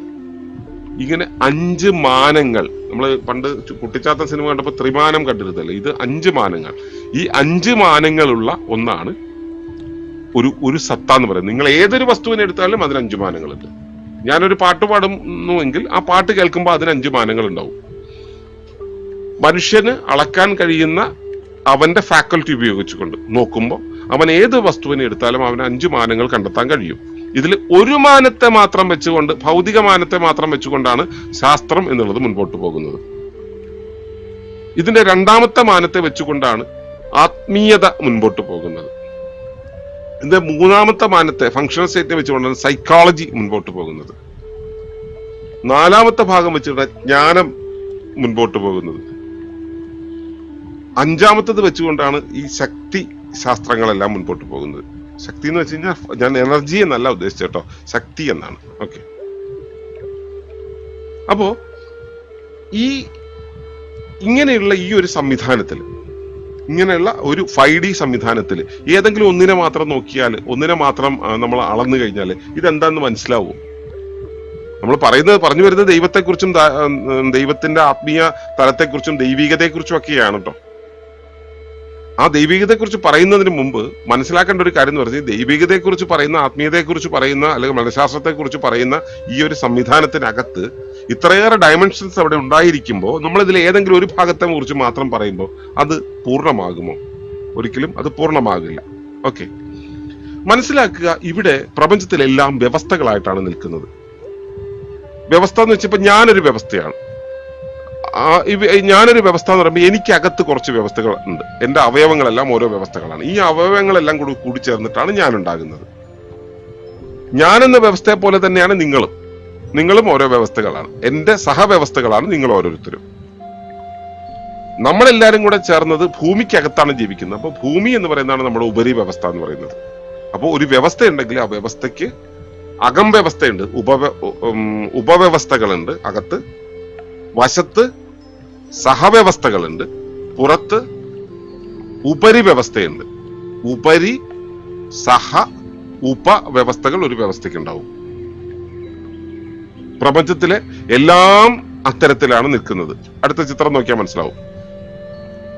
പ്രപഞ്ചം, സൗരയൂഥം, ജീവരാശി, പിന്നെ ഓർഗാനിസം അല്ലെങ്കിൽ ആ ജീവവർഗം, ജീവി, അതിനുശേഷം ജീവിയുടെ ഒരു അവയവം, അതിന്റെ ഒരു കല, അതിനകത്ത് കോശം, അങ്ങനെ അങ്ങനെ അകത്തേക്ക് പോകുന്നു. അങ്ങനെ കൂടുകൾക്കകത്ത് കൂടുകളായിട്ടാണ് ഇവയുടെ ഒരു വിന്യാസം. പ്രപഞ്ചം മുഴുവൻ ഏകസത്തയാണെന്ന് പറയുന്ന ഒരു അവസ്ഥയാണിത്. മനസ്സിലാക്കുക, ഇത് മനുഷ്യന്റെ യുക്തിക്ക് മനസ്സിലാക്കാൻ വേണ്ടി ഉണ്ടാക്കിയ ഒരു ചിത്രമാണ്. ഈ രൂപത്തിലല്ല അത്. പക്ഷെ എങ്കിലും ഇതാണ് അതിന്റെ പ്രാഥമിക ഘടന. നെസ്റ്റഡ് ഹൈറാർക്കി, കൂടുകൾക്കകത്ത് കൂടുകളായി നിൽക്കുന്ന ഒരവസ്ഥയാണ് ഈ പ്രാപഞ്ചിക സംവിധാനത്തിനുള്ളത്. ഓക്കെ, അതില് ഞാൻ നേരത്തെ മറ്റേ ഈ 5Dയുടെ കാര്യം പറഞ്ഞില്ലേ, 5D, അതായത് സ്ട്രക്ചർ, അല്ലെങ്കിൽ വേണ്ട, ശരീരം, ജീവൻ, മനസ്സ്, ജ്ഞാനം, ഫോഴ്സ് എന്ന് പറയുന്നത്. ഓക്കെ, അതാണ് നീ പറയുന്നത്. സ്ട്രക്ചർ, ഫിനോമിന, ചിത്രം നോക്കുക. Structure, phenomena, function, correspondence and force എന്ന് പറയുന്ന 5 ഭാഗങ്ങൾ. അതിൽ ഏറ്റവും പ്രധാനപ്പെട്ടത് നമുക്ക് പെട്ടെന്ന് തിരിച്ചറിയാൻ പറ്റുന്ന 3 കാര്യങ്ങൾ എടുക്കുക. മാറ്റർ, മാൻ ആൻഡ് ആക്ഷൻ എന്ന് പറയുന്നതാണ്. നമ്മൾ അതിന് സാഖ്യത്തിൽ എങ്ങനെയാണ് പറയുക, നമ്മൾ ആ രൂപത്തിലാണ് നമ്മൾ വിശദീകരിച്ചു തുടങ്ങുന്നത്. ശരീരം, ജീവൻ, മനസ്സ് എന്ന് പറയുന്ന 3 കാര്യങ്ങൾ നിങ്ങൾക്ക് അറിയാവുന്നതാണ്. ജീവൻ പോയാൽ പിന്നെ ആള് ജീവിച്ചിരിക്കില്ല എന്ന് അറിയാം. ജീവൻ പോയാൽ ആള് തീർന്നു. ശരീരം പോയാൽ തീർന്നു, മനസ്സില്ലെങ്കിൽ തീർന്നു. അപ്പോൾ ഇത് 3 കൂടെ ചേരുമ്പോഴാണ് നിങ്ങളായി തീരുന്നത്. അപ്പൊ നിങ്ങളെ എടുക്കുമ്പോൾ ഈ 3 കാര്യങ്ങൾ എടുക്കുക. നിങ്ങൾ പ്രപഞ്ചത്തിൽ ഏത് സാധനത്തെ എടുക്കുകയാണെങ്കിലും ഇതിന് ഒരു ശരീരം ഉണ്ടാവും, അതിനൊരു ജീവൻ, അതിന്റെ സംഘാടകത്വം എന്നാണ് പറയുക, ഫിനോമിനൻ എന്നാണ് പറയുക. തൽക്കാലം നിങ്ങളുടെ ശരീരത്തിലെ ഒരു ജീവൻ എന്ന് വിചാരിച്ചാൽ മതി. നിങ്ങളുടെ ശരീരത്തിൽ കാണുമ്പോൾ അത് ജീവൻ. അതുപോലെ തന്നെ നിങ്ങൾക്ക് മനസ്സുള്ളതുപോലെ ഏതൊരു വസ്തുവിനും അതിൻ്റെതായിട്ടുള്ള ഒരു മനസ്സും ഉണ്ടായിരിക്കും. എന്താണ് മനസ്സ് എന്നുള്ള കാര്യങ്ങളൊക്കെ നമുക്ക് നാളെ കുറച്ചുകൂടെ അടുത്തിലേക്ക് പോകുന്നുണ്ട്, അത് നമുക്ക് സംസാരിക്കാം. തൽക്കാലത്തേക്ക് ഈ ഒരു അവസ്ഥയിൽ എടുക്കുക. ഘടന, ഫിനോമിന, പ്രതിഭാസം, അല്ലെങ്കിൽ പ്രതിഭാസം, അതുപോലെ ഫങ്ഷൻ, ധർമ്മം എന്ന് പറയുന്നത്. എല്ലാ വസ്തുക്കൾക്കും ഈ 3 ഉണ്ടോ. ബാക്കി 2 തൽക്കാലം എടുക്കുന്നില്ല. നമ്മൾ എന്താ വെച്ചാൽ എളുപ്പത്തിൽ ബോധ്യപ്പെടാൻ വേണ്ടി, മറ്റേ ഓർമ്മയിൽ ഇരിക്കാൻ വേണ്ടിയിട്ടാണ് കേട്ടോ ഇതില്. അപ്പൊ ഈ പറഞ്ഞ ആ 3 ചുവന്ന മാർക്കുകൾ കണ്ടോ, മാറ്റർ, മാൻ ആൻഡ് ആക്ഷൻ എന്ന് പറയുന്നത്. അതായത് ഘടന, പ്രതിഭാസം ആൻഡ് ധർമ്മം. ശരീരം, ജീവൻ, മനസ്സ് എന്ന് പറയുന്നത്. ശരീരം, ജീവൻ, മനസ്സ് എന്ന് പറയുന്ന 3 ഞാൻ ചുവന്ന അക്ഷരത്തിൽ മാർക്ക് ചെയ്തിട്ടുള്ളത്. അതിൽ നമ്മൾ ഈ 3 ഉണ്ടല്ലോ, നോക്കിക്കോളൂ, ചിത്രം നോക്കിക്കോളൂ. ഈ 3 ഉണ്ടല്ലോ, ഈ 3 ഞാൻ അതിന്റെ ചിത്രത്തിന്റെ ഷേപ്പിൽ ചെറിയൊരു മാറ്റം വരുത്തുന്നു കേട്ടോ. നോക്കിക്കോളൂ, ഇതിനെ പിടിച്ച് ഞാനൊരു ത്രികോണമാക്കി, ബാക്കി 2 അങ്ങ് ഒഴിവാക്കി, ഈ ത്രികോണമാക്കി. അപ്പോ ശരീരം, ജീവൻ, മനസ്സ്, ഈ 3 കാര്യങ്ങൾ ഏതൊരു എൻറ്റിറ്റിക്ക് ഉണ്ടാവും. ഈ ഒരു ത്രികോണം എവിടെ കണ്ടു കഴിഞ്ഞാൽ ഇങ്ങനെ ഉണ്ടാകും എന്ന് വിചാരിക്കുക. ഏതൊരു വസ്തുവിനെ കണ്ടു കഴിഞ്ഞാൽ അതിനിങ്ങനെ ഉണ്ടായിരിക്കും. ഓക്കെ, ശരീരം, ജീവൻ, മനസ്സ് എന്ന് പറയുന്നത് 3 അവസ്ഥകൾ ഉണ്ടായിരിക്കും. ഇനി ഒരു കാര്യം, നേരത്തെ ഞാൻ കൂടുകൾക്കകത്ത് കൂടുകളായിട്ട് ആ മറ്റേ വലിയൊരു ഗോളം വരച്ചിട്ട് അതിനകത്തകത്തകത്ത് വരച്ചിരിക്കുന്നത് കണ്ടില്ലേ, അതിനെ തിരിച്ചു വെച്ച് കഴിഞ്ഞാൽ ഏറ്റവും ഉള്ളിലുള്ളത് പ്രൈം എലമെന്ററി ലെവലാണ്. അതിനുശേഷം കോമ്പൗണ്ടറി എലമെന്റ് ലെവൽ വരും. എന്നുവെച്ചാൽ ഇപ്പോൾ ആദി വസ്തുക്കൾ എന്ന് പറയുന്നത് ഇപ്പൊ തൽക്കാലത്തേക്ക് നമുക്ക് ആറ്റം എന്ന് പറയാം. കോക്കുകളും ന്യൂട്രോണോസും ഒക്കെ ഉണ്ട് അവിടെ, അതൊന്നും ഇപ്പൊ പോണ്ട. തൽക്കാലത്തേക്ക് ആറ്റത്തിലെടുക്കുക. ആറ്റമാണ് പ്രൈം എലമെന്റ് എന്ന് വിചാരിക്കുക. തന്മാത്രകളാണ് കോമ്പൗണ്ടറി എലമെന്റ്. പിന്നെ തന്മാത്രകൾ ചേരുന്ന സമയത്ത് കോമ്പൗണ്ടറി കോമ്പൗണ്ടുകൾ ഉണ്ടാകുന്നു. അങ്ങനെ വസ്തുക്കൾ ഉണ്ടായി, അത് ജൈവ വസ്തുക്കൾ ഉണ്ടായി, അവയ്ക്ക് കോശങ്ങൾ ഉണ്ടായി, അവയ്ക്കകത്ത് അവ ചേർന്നിട്ട് കലകൾ ഉണ്ടായി, അതിനുശേഷം അവയവങ്ങൾ ഉണ്ടായി, അതിനുശേഷം ജീവി ഉണ്ടായി, അതിനുശേഷം ജീവി വർഗം ഉണ്ടായി, അതിനുശേഷം ജൈവ സമൂഹം ഉണ്ടായി, അതിനുശേഷം ഭൂമി ഉണ്ടായി, അങ്ങനെ ഈ മറ്റേ സൗരയൂഥം ഉണ്ടായി, അങ്ങനെ പ്രപഞ്ചം വരെ ഉണ്ടായി. ഇങ്ങനെയാണ് അതിന്റെ ഒരു ക്രമം വന്നിട്ടുള്ളത്. ഇതൊക്കെ നിങ്ങൾ സ്കൂൾ ക്ലാസ്സുകളിൽ പഠിച്ചിട്ടുണ്ടാവും, നിങ്ങൾക്ക് അറിയാവുന്ന കാര്യമാണ്. ഓക്കെ, ഇനി ഞാൻ അതിലെ ഇപ്പൊ നോക്കിക്കോളൂ, ചിത്രം നോക്കിക്കോളൂ. ഇതിൽ ആ ബയോ ലെവൽ എന്ന് പറയുന്ന ഭാഗം ഉണ്ടല്ലോ, അവിടെ മുതൽ ആ സബ്സ്റ്റൻസ് എന്ന് പറയുന്ന ആ ഭാഗം വരെയുള്ളത് ഞാൻ ഇങ്ങോട്ടേക്ക് ഒന്ന് നിരക്കി നീക്കി.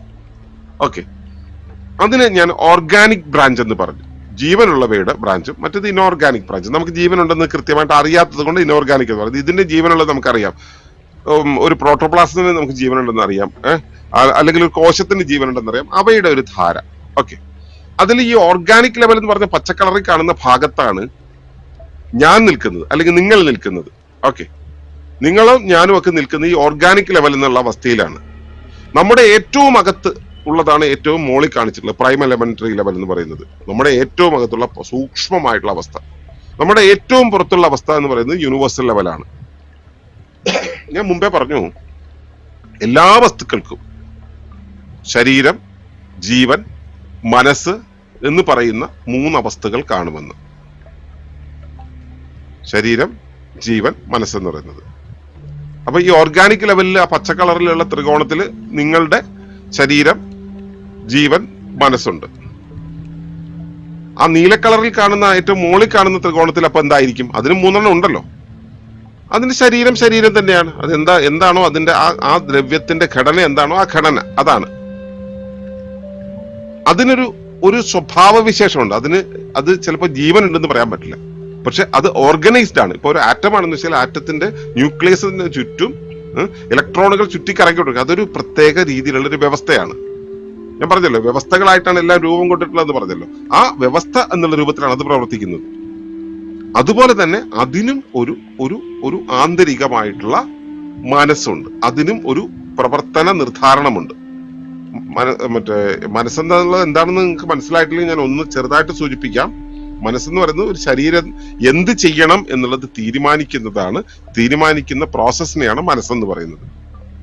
ഒരു ശരീരം എന്തിനോ വേണ്ടിയാണ് ഉണ്ടായിട്ടുള്ളത്, ആ ഉണ്ടാകേണ്ടുന്ന ധർമ്മം എന്ത് ചെയ്യണോ, ഞാൻ എന്താണോ ചെയ്യേണ്ടത്, എന്റെ ശരീരം എന്താണോ ചെയ്യേണ്ടത്, അത് തീരുമാനിക്കായിട്ട് എനിക്കുള്ളിൽ നടക്കുന്ന ആസൂത്രണ പ്രക്രിയയാണ് മനസ്സെന്ന് പറയുന്നത്. ഇവിടെയുള്ള എല്ലാ സത്തകൾക്കും അങ്ങനെ ഒരു മനസ്സുണ്ടായിരിക്കും. ഒരു കല്ലെടുത്തിട്ടുണ്ടെങ്കിൽ കല്ലിന് മനസ്സുണ്ടായിരിക്കും. ആ മനസ്സിന്റെ പ്രക്രിയ എന്താണെന്നുള്ളത് മുമ്പേ നമ്മൾ പഠിച്ചത് മ്യൂട്ടായിരിക്കും. കാരണം അത് ആസൂത്രണ സംവിധാനമാണ്. ഓക്കെ, അപ്പൊ ഇങ്ങനെ വരുമ്പോൾ യൂണിവേഴ്സൽ ലെവൽ ഉണ്ടല്ലോ, ആ യൂണിവേഴ്സൽ ലെവലിന് ഇതുപോലെ 3 കാര്യങ്ങൾ ഉണ്ടാവും.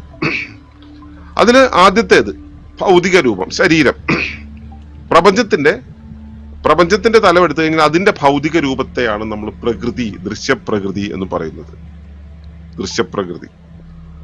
ഓക്കെ, അടുത്തത് എന്താണെന്ന് പറയാമോ? അതിന്റെ ഒരു പ്രതിഭാസത്തെ എന്ത് പറയുമെന്ന് പറയാമോ? ഒന്ന് ടൈപ്പ് ചെയ്യാമോ?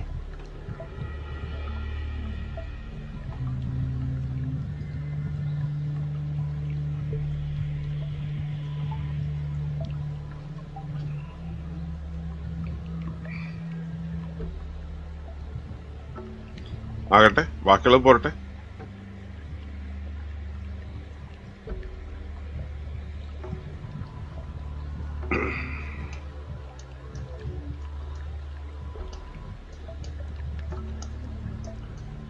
നിയതി, സ്കൈ,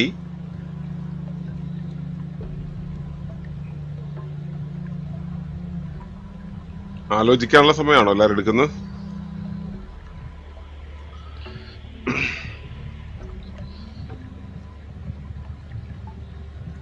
ഓക്കെ, ഞാനത് ഒരു ചുരുക്കത്തിൽ രീതിയിൽ പറയാം. അതായത് എന്റെ ശരീരത്തിനകത്ത് വേണ്ടുന്ന പ്രവർത്തനങ്ങളെ നടത്തിക്കൊണ്ടുപോകുന്ന ആ ഒരു സംവിധാനമാണ് ജീവൻ എന്ന് പറയുന്നത്. ജീവൻ എന്നുള്ളതിന്റെ നിർവചനം എന്താണെന്ന് ചോദിച്ചു കഴിഞ്ഞാൽ, ഒരു വ്യവസ്ഥയെ സ്വയം സംഘടിപ്പിച്ച്, സ്വയം പരിചരിപ്പിച്ച്, സ്വയം സംരക്ഷിച്ച്, സ്വയം വംശീകരിച്ചു കൊണ്ടുപോകുവാനുള്ള ആ വ്യവസ്ഥയുടെ ശേഷിയെയാണ് ജീവൻ എന്ന് പറയുന്നത്. എന്നെ പേറുന്ന ഈ മഹാപ്രകൃതിക്ക് ആ സംഭവം ഉണ്ടാവില്ലേ? എന്നെ പേറുന്ന എനിക്ക് ഒരു ശേഷി ഉണ്ടെന്നിരിക്കട്ടെ, എന്റെ ഓണർക്ക് ആ ശേഷി ഉണ്ടാവില്ലേ? എന്നെ പൊതിഞ്ഞിരിക്കുന്ന എന്റെ ശരീരത്തിന്റെ അകത്തെ ഒരു കോശത്തിന് ഒരു ശേഷി ഉണ്ടെങ്കിൽ ആ കോശം സ്വന്തമാക്കി വെച്ചിട്ടുള്ള, അതിനെ കവർ ചെയ്ത് വെച്ചിട്ടുള്ള എനിക്ക് അതിലും വലിയ ശേഷി ഉണ്ടാവില്ലേ? ഉണ്ടാവട്ടെ, ഉണ്ടാവും. അപ്പൊ അതുപോലെ തന്നെ ഈ ജൈവികത എന്ന് പറയുന്നതാണ് എന്റെ ശരീരത്തിന്റെ ഒരു സ്വാഭാവിക പ്രക്രിയ, സ്വാഭാവികമായിട്ട് കാര്യങ്ങൾ നടത്താനുള്ള ശേഷിയെങ്കിൽ പ്രകൃതിക്ക് ഉണ്ടാകുന്നത് വെറും ജൈവികതയല്ല, അതിജൈവികതയായിരിക്കും. ആ അതിജൈവികതയാണ് നമ്മൾ ദൈവീകത എന്ന് പറയുക. ഓക്കെ, അതിദൈവികതയാണ് നമ്മൾ ദൈവീകത എന്ന് പറയുക. അതിജൈവികതയാണ് ദൈവീകത എന്ന് പറയുക. അങ്ങനെ വരുമ്പോൾ നമ്മുടെ ശരീരത്തിൽ ഇനി അടുത്തെന്താണ് ചെയ്യേണ്ടതെന്ന് തീരുമാനിക്കുന്നത് മനസ്സാണ്. അങ്ങനെയാണെങ്കിൽ പ്രകൃതിയുടെ അടുത്ത കാര്യം എന്താണെന്ന് തീരുമാനിക്കുന്ന സാധനത്തിനെ നമ്മൾ എന്ത് വിളിക്കും? പ്രകൃതിയുടെ മനസ്സിനെ നമ്മൾ എന്താണ് വിളിക്കുക? നമ്മൾ വിളിക്കുന്നതാണ് കേട്ടോ. പ്രകൃതി എന്ത് വിളിക്കുന്നത് നമുക്കറിയില്ല, അത് അവിടെ പോയി ചോദിക്കേണ്ടി വരും. നമ്മൾ എന്ത് വിളിക്കും?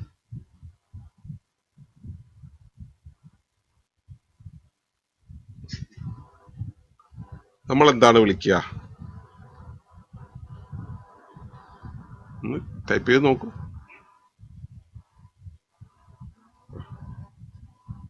ഓക്കെ, നിയതി എന്ന് വിളിക്കും. നിയതമായത് നിയതി എന്ന് വിളിക്കും. ഓക്കെ, പ്രാപഞ്ചികത എന്ന് പറയുന്നത് ഇതിന്റെ ടോട്ടാലിറ്റി അല്ലേ പറയുന്നത്? പ്രാപഞ്ചികത ടോട്ടാലിറ്റിയാണ്. പക്ഷെ ഇവിടെ നിയതി എന്നുള്ളതാണ്. നിയതമായത് എന്താണോ സംഭവിക്കേണ്ടത് അത് ആ ധർമ്മവ്യവസ്ഥയിൽ അത് സംഭവിക്കേണ്ടതിനെ നിയതമായി കൊണ്ടുപോയിക്കൊണ്ടിരിക്കുന്നതിനെയാണ് നിയതി എന്ന് പറയുന്നത്. അതാണ് പ്രപഞ്ചത്തിന്റെ മനസ്സെന്ന് പറയുന്നത്, പ്രപഞ്ച മനസ്സെന്ന് പറയുന്നത്. ഓക്കെ, അതിനെ നമ്മൾ ഡെസ്റ്റിനി എന്ന് പറയും. നമ്മുടെ ഡെസ്റ്റിനി പ്രീഫിക്സ്ഡ് ആണെന്ന് പറയാറുണ്ടല്ലോ, അത്തരത്തില്. ഓക്കെ, അപ്പോ ഇതാണ് പ്രപഞ്ചം എന്ന് പറയുന്നതിന്റെ ദൃശ്യമായ രൂപമാണ് പ്രകൃതി. അതിന്റെ സംഘാടകത്വമാണ്, അതിന്റെ സ്വയം സംഘാടകത്വമാണ് ദൈവീകത എന്ന് പറയുന്നത്. അതിന്റെ ആസൂത്രണ സംവിധാനത്തെയാണ് നിയതി എന്ന് പറയുന്നത്. ഇത് എങ്ങനെയാണ് സംഭവിക്കുന്നത് എന്നൊക്കെ അറിയണമെങ്കിൽ ഡീറ്റെയിൽഡ് ആയിട്ട് പഠിക്കാനുണ്ട്. നമുക്ക് പഠിക്കാം, അതിനുള്ള സംവിധാനങ്ങൾ ഇവിടെ നമുക്കുണ്ട്. ഒളിമ്പസിനകത്ത് അതിനുള്ള പാഠങ്ങളുണ്ട് ആവശ്യത്തിലേറെ, അതൊക്കെ നമുക്ക് പഠിക്കാം. പക്ഷെ പ്രാഥമികമായിട്ട് നിങ്ങൾക്ക് ഒരു ഡെറിവേഷൻ എന്നുള്ള രൂപത്തിൽ അവതരിപ്പിക്കാനുള്ള ഇതാണ്. അപ്പൊ ഇതാണ് ദൈവീകതയെക്കുറിച്ചും നിയതിയെക്കുറിച്ചും പ്രകൃതിയെക്കുറിച്ചുമുള്ള ഇക്കോ സ്പിരിച്വാലിറ്റിയുടെ കാഴ്ചപ്പാട്. ഓക്കെ, അപ്പൊ ഇത് എന്ന് പറയുന്നത് പ്രകൃതിയിൽ ഇപ്പൊ ഈ കാണുന്ന ചിത്രം സ്കെയിൻ എന്ന് പറയുന്നതാണ്. സ്കെയിൻ എയറോഡൈനാമിക് ആയിട്ട് പറന്നു പോകുവാനായിട്ട് പക്ഷികൾ ഉപയോഗിക്കുന്ന രീതിയാണ്. ഈ പക്ഷികളൊന്നും സ്കൂളിൽ പോയി പഠിച്ചിട്ടുള്ളതല്ല. ഇവരാരും തന്നെ മറ്റേ എയറോനോട്ടിക്കൽ എഞ്ചിനീയറിംഗ് കഴിഞ്ഞിട്ടുള്ളവരല്ല. അവർ വളരെ ഭംഗിയായിട്ട് ഏതൊരു മറ്റേ സ്ക്വാഡ്രൺ ലീഡറേക്കാളും ഭംഗിയായിട്ട് ഈ പണി അങ്ങ് ചെയ്യും.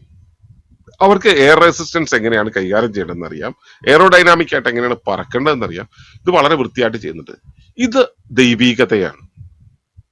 ഓരോ വസ്തുക്കളിലും ഓരോ വ്യവസ്ഥകളിലും നോക്കൂ. ഒരു പക്ഷിയാണെങ്കിൽ അതൊരു വസ്തു, അത് തന്നെ ഒരു വ്യവസ്ഥയാണ്, എങ്കിലും അതൊരു സിംഗിൾ എൻറ്റിറ്റിയാന്ന് പറയാം. ഇവിടെ ഒരു കൂട്ടം പക്ഷികളാണ്. നമ്മൾ നോക്കുമ്പോൾ ഇവർക്കൊന്നും തമ്മിൽ ബന്ധമില്ല. അതുപോലെ ഞാനും നിങ്ങളും പോലെ നമുക്കിടയിൽ ഒന്നും ബന്ധമില്ല. പക്ഷെ ഇവരെങ്ങനെയാണ് ഇതിങ്ങനെ പ്രവർത്തിക്കുന്നത്? നമുക്ക് കാണാൻ കഴിയാത്ത ആ ബന്ധത്തെ ഊട്ടി ഉറപ്പിക്കുന്നത്, അതിനെ നിലനിർത്തുന്നതാണ് ഗോഡ്ലിനെസ് എന്ന് പറയുന്നത്. ഏതുപോലെ ഞാനും നിങ്ങളും ഇവിടെ എങ്ങനെയാണ് ഏകീകരിച്ച് വന്നത്? നിങ്ങളുടെ ബുദ്ധി കൊണ്ടും എന്റെ ബുദ്ധി കൊണ്ടുമാണ് ഇവിടെ ഏകീകരിച്ച് ഈ സമയത്ത് ഇവിടെ ഒരുമിച്ചായതെന്ന് തോന്നുന്നുണ്ടോ? ഇതിങ്ങനെ ആയി തീർന്നത് വരെ ദൈവീകത കൊണ്ടാണ്, അതിന്റെ ഘടന കൊണ്ടാണ്. ഇതിങ്ങനെ ആയിരിക്കണമെന്ന് നിയതമായത് കൊണ്ടാണ്, അതൊരു ഡെസ്റ്റിനി ആയിട്ട് നമ്മൾ കണ്ട് ആ വഴിയിലൂടെ നമ്മൾ യാത്ര ചെയ്ത് നമ്മളിപ്പോ ഇവിടെ ഈ സമയത്ത് ഈ നിമിഷത്തിൽ നമ്മൾ അന്യോന്യം നോക്കിയിരിക്കുന്നത്. പ്രകൃതിയുടെ ദൈവീകതയാണ് നമ്മളെ ഇവിടെ ഇങ്ങനെ എത്തിക്കുന്നത്. ആ ദൈവീകതയെ കുറിച്ച് പറയുമ്പോൾ ആ ദൈവീകതയാണ് നമുക്ക് വേണ്ടതെല്ലാം തരുന്നതെന്ന് അറിയുമ്പോൾ, അതാണ് നമ്മുടെ ജീവിതത്തിലെ സർവ്വ കാര്യങ്ങളെയും നയിക്കുന്നത് എന്ന് അറിയുമ്പോൾ അതിനോട് നമുക്കുണ്ടാവുന്നത് വെറും അമ്മയോടുള്ളതല്ല, അമ്മമാരുടെ അമ്മയുടെ ആ ഒക്കത്തിരിക്കാനുള്ള, ആ മാറിൽ ഒളിഞ്ഞിരിക്കാനുള്ള, അതിനകത്ത് ചേർന്നിരിക്കാനുള്ള ഭക്തിയാണ്, ആദരവാണ്. അതിനെയാണ് റെവറൻഷ്യൽ ഇക്കോളജി എന്ന് പറയുന്നത്. ആദരപൂർണമായ പ്രകൃതിശാസ്ത്രം. പ്രകൃതിയുടെ ഈശ്വരീയ ഭാവത്തെ, പ്രകൃതി എന്നുള്ളത് ദൃശ്യമായിട്ടുള്ളതാണെങ്കിൽ അതിനെ നിർദ്ധാരണം ചെയ്യിപ്പിക്കുന്നതാണ് ദൈവീകത. അതിനെ നയിച്ചു കൊണ്ടുപോകുന്നതാണ് നിയതി. അതുമായി ചേർന്നിരിക്കാൻ നമുക്ക് കഴിയണമെങ്കിൽ നാം അതിനോട് കാണിക്കേണ്ടത് ആദരവാണ്, ഭക്തിയാണ്, ചേർന്ന് നിൽപ്പാണ്. ഈ ആദരവ്, ഭക്തി, ചേർന്ന് നിൽപ്പുണ്ടാകുമ്പോഴാണ് നമുക്ക് കൃത്യമായി ഈശ്വരീയത്തെ അറിയാൻ കഴിയുക. ഞാൻ ഇത്ര നേരം പറഞ്ഞു വന്ന കാര്യങ്ങൾ ഇതൊക്കെയാണ്. എന്താണ് ദൈവം എന്ന് പറഞ്ഞു, അതിന്റെ 4 ഓംനി കീവേഡ്സിനെ കുറിച്ച് പറഞ്ഞു. അതിന്റെ ഒരു ആസ്തികവാദിയുടെ കാഴ്ച എന്താണെന്നും നാസ്തികവാദിയുടെ കാഴ്ച എന്താണെന്നും, അതല്ല സർവവും നാം തന്നെയാണെന്ന്, ഈശ്വരീയം നാം തന്നെയാണെന്ന് പറയുന്ന ആ ഒരു കാഴ്ച എന്താണെന്ന് നമ്മൾ പറഞ്ഞു. യഥാർത്ഥത്തിൽ എന്താണ് ദൈവീകത എന്നുള്ളതിനെ കുറിച്ചുള്ള ഒരു ഡെറിവേഷനാണ് നമ്മൾ ഇവിടെ നടത്തിയത്. അതിലൂടെ കടന്നുപോയപ്പോൾ നമ്മൾ ആ അനുഭവാത്മകമായ ദൈവീകത എന്താണെന്ന് നമ്മൾ മനസ്സിലാക്കി. അതിന്റെ ഇക്കോ സ്പിരിച്വൽ ഗോഡ്ലിനെസ് അഥവാ റെവറൻഷ്യൽ ഇക്കോളജി എന്താണെന്ന് നമ്മൾ മനസ്സിലാക്കി. ഇനി ഈ ദൈവത്തിന് ഒരു മനസ്സുണ്ടോ എന്നുള്ളതിനെ കുറിച്ചാണ് നമ്മുടെ ചർച്ച. മൈൻഡ് ഓഫ് ഗോഡ് എന്നുള്ളതാണ്. ആ ചർച്ച നമുക്ക് നാളെ ചെയ്യാം ഇതേ സമയത്ത്. അതുവരെ ഇപ്പോൾ നമുക്ക് ഈ പ്രോഗ്രാം കഴിഞ്ഞിട്ട് നിങ്ങൾക്ക് ഇതുമായി ബന്ധപ്പെട്ട് വരുന്ന ചോദ്യങ്ങൾ ചോദിക്കുന്നതിലൂടെയാണ് ക്ലാസ് മുൻപോട്ട് പോകുക. ഒളിമ്പസിനെ സംബന്ധിച്ചിടത്തോളം ക്ലാസ് എന്ന് പറയുന്നത് പ്രസന്റേഷൻ അല്ല, അതിനുശേഷം വരുന്ന ചർച്ചയാണ്. അപ്പൊ അതിലൂടെ മുൻപോട്ട് പോവുക. ചോദ്യങ്ങൾ ഉള്ളവർ ഇവിടെ ഈ ചാറ്റ് ബോക്സിൽ എഴുതിയിടുക മാത്രം ചെയ്യുക, നേരിട്ട് ചോദിക്കരുത്. എഴുതിയിടുക. എഴുതിയിടുന്നവരെ മോഡറേറ്റർ വിളിക്കും. അവർക്ക് മറുപടി, ചോദ്യങ്ങൾ എഴുതിയിടണ്ട, ചോദ്യമുണ്ടെന്ന് എഴുതിയിട്ടാൽ മതി. ബാക്കി വിളിക്കുന്ന സമയത്ത് നിങ്ങൾക്ക് ചോദ്യം ചോദിക്കാം. ചോദ്യമുണ്ടെങ്കിൽ ചോദ്യമുണ്ടെന്ന് എഴുതിയിടുക. ഓക്കെ, അവരെ മാത്രമാണ് വന്ന് സംസാരിക്കേണ്ടത്. അതിന് തുടർന്നിട്ട് ഈ പ്രോഗ്രാമിൽ പങ്കെടുത്തവർ മുഴുവൻ പേരും അഭിപ്രായങ്ങൾ പറഞ്ഞ ശേഷമേ പോകാവൂ. പോകാൻ തിരക്കുണ്ടെന്നുള്ളത് എഴുതി കഴിഞ്ഞാൽ അവരെ വിളിച്ച് നിങ്ങളുടെ അഭിപ്രായങ്ങൾ പറയാനുള്ള സമയം തരികയും ചെയ്യാം. ഓക്കെ, അപ്പോ ഈ വിഷയ അവതരണം ഞാനിവിടെ അവസാനിപ്പിക്കുന്നു. ചോദ്യോത്തരയിലേക്ക് പോകാം. എല്ലാവർക്കും എന്റെ നന്ദി അറിയിക്കുന്നു. നമസ്കാരം.